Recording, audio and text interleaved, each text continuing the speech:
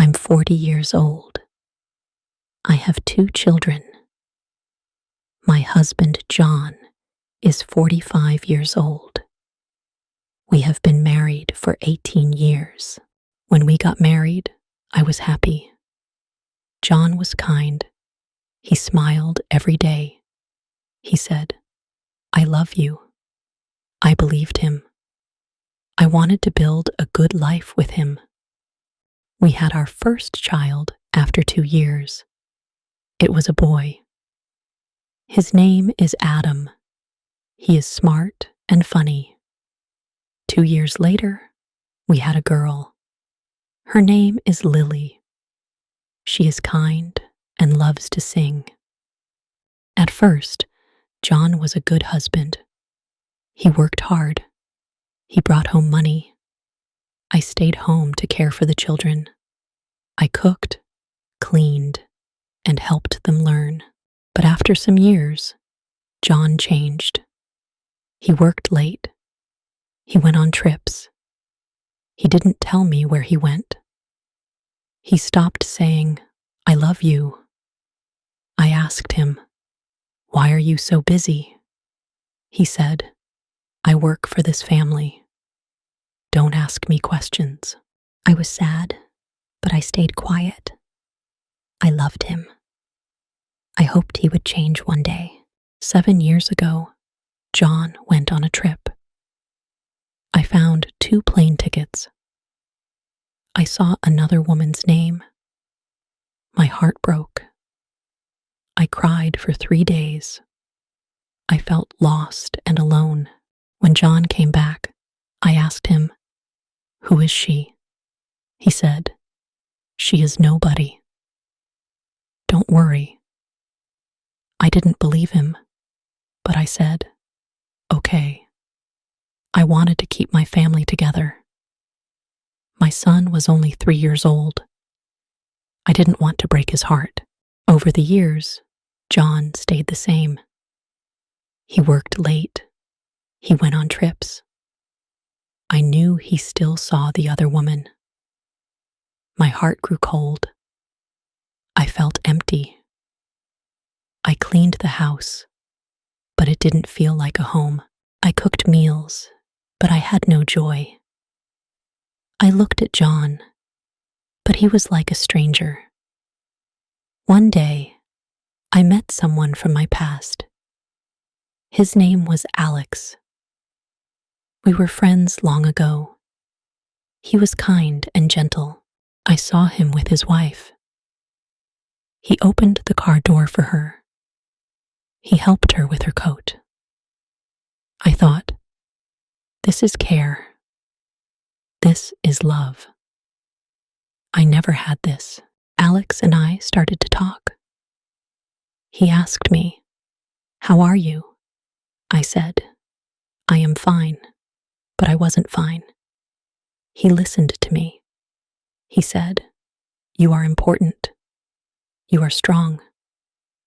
I started to feel alive again. I smiled. I laughed. For 3 months, we talked. We didn't need much. I didn't want gifts or big promises. I only wanted care. I wanted to feel loved. But John found out. He was angry. He shouted, "Why did you do this?" I said, "Because I needed love." We had long talks. John cried. He said, "I love you. Please don't leave." I asked him, "Why now? Why after 18 years?" He said, "I didn't know you were hurting." One night, I got very sick. I went to the hospital. John stayed with me. He held my hand. He said, "Don't leave me. I love you." For the second time in 18 years, I heard those words. I love you. Now, John is at home. He sleeps next to me. But I know know the other woman is still waiting for him. I don't know what will happen. My heart is tired. I want to believe John, but it is hard. I try to smile for my children. I try to be strong. I know I am not perfect. I made mistakes, but I only wanted to feel loved. I don't know what the future holds. I only hope for peace. After everything that happened, I began to think deeply about my life. I spent many nights awake, staring at the ceiling. My mind was full of questions. Should I stay? Should I leave? What is best for my children? What is best for me? John tried to be better. He stayed home more often. He helped with small things like taking out the trash or washing the dishes. He asked, "Do you need help?" These were small changes, but I noticed them. Still, my heart was not the same. I felt like I was living with a stranger. When I looked at John, I didn't see the man I married. I saw a man who broke my trust. One evening, I sat with my children, Adam and Lily. We were eating dinner. They were laughing and telling stories about school. I looked at them and thought, they are so happy. They don't know the pain in my heart. After dinner, I asked Adam, "Do you think Daddy and I are happy?" Adam looked surprised. He said, "I don't know, Mom. You are always kind to each other, but sometimes I feel like you are sad."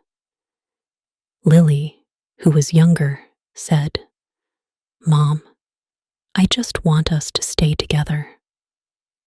I don't want anything to change." Their words made me cry.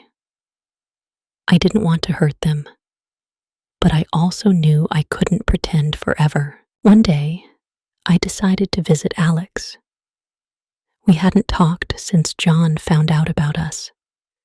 I needed to say goodbye.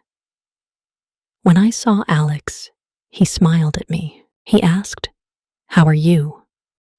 I said, "I am trying to fix my life." Alex nodded. He said, "You are strong, Mary. I know you will find your way." I thanked him. I told him, "You gave me something I will never forget. You reminded me that I am important." Then I walked away. I knew it was the last time I would see him. I decided to talk to John. I said, "We need to be honest with each other. Do you want this marriage to work?" John looked at me. He said, "Yes. I want us to stay together. I made mistakes, but I love you." I asked him, "Can you leave the other woman? Can you give me the love and care I need?" He said, "I will try." I told him, "Trying is not enough. I need you to mean it." John started to spend more time with me. We went for walks together. We talked about small things like the weather and the children. Slowly, I began to see a little hope, but my heart was still unsure. Forgiving John was the hardest thing I ever did. I thought about all the pain he caused me. I remembered the nights I cried alone. I remembered the plane ticket with Lisa's name on it, but I also thought about my own mistakes. I thought about Alex and the time I spent with him. One day, I looked in the mirror and said to myself, "Mary, you are not perfect. You made mistakes too. If you want peace, you need to forgive." Now I take life one day at a time. John and I are still together, but things are not perfect. He says he loves me, but I still feel a little doubt. I focus on my children. I want them to grow up in a happy home. I try to smile for them, even when my heart feels heavy. I also focus on myself. I started reading books and going for walks alone. I learned to love myself again. One day, I wrote a letter to myself. It said, "Dear Mary, you are strong. You are kind. You are important. Life is hard, but you can handle it. Remember, love yourself first. Then you can love others. You deserve happiness. Don't forget that." I keep this letter in my drawer. When I feel sad, I read it. It reminds me that I am not alone.